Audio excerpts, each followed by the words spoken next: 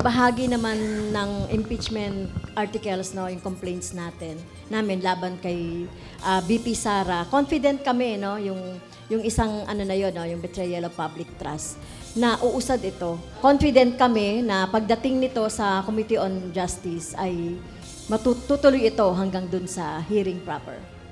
Mataas ang kumpiyansa ng mga naghain ng impeachment complaint laban kay Vice President Sara Duterte na magtutuloy-tuloy ang usad ng reklamo sa mababang kapulungan ng Kongreso.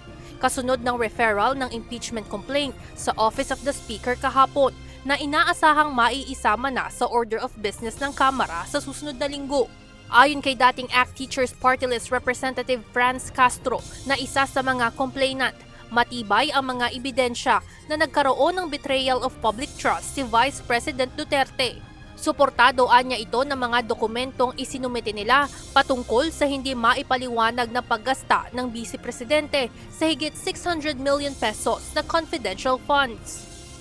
Kaya tingin namin hindi kami mahihirapan talaga na makalusot itong impeachment kay Sara Duterte in terms of substance. Kung tiwala ang complainants ni VP Sara sa paggulong ng impeachment nito, hindi na ikinagulat ng mga complainant ni Pangulong Ferdinand Marcos Jr. ang pag-dismiss ng Kamara sa inihaing impeachment laban sa punong ehekutibo. Kamakailan idineklara ng House Justice Committee na insufficient in substance ang impeachment complaints laban sa Pangulo. Ngunit para kay Makabayan President at isa sa mga complainant na si Liza Massa, sapat ang mga merito na nakapaloob sa kanilang reklamo. Tingin namin very sufficient in substance yung complaint namin laban kay Presidente Marcos. Meron kaming recital of facts, no, pointing to the impeachable offense.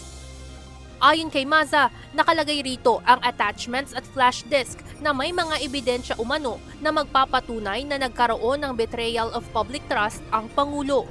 Anya, inaasahan sana nila na sa impeachment proceedings maglalabasan ang mas malalaking ebidensya kung saan tatalakayin ang pagkakaugnay ni Marcos Jr. at malalaking personalidad ng executive branch sa flood control scandal at umano'y maaanomalyang budget allocations.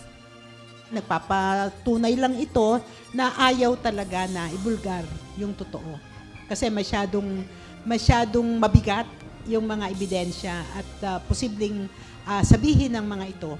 Kaya hindi na, kumbaga, sinasabi ko nga, premeditated at saka premature murder ang ginawa doon sa impeachment complaint.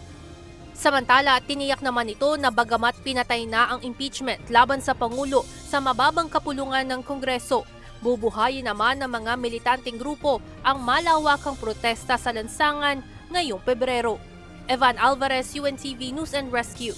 Diyos ang aming sandigan, serbisyo publiko ang aming pinahahalagahan.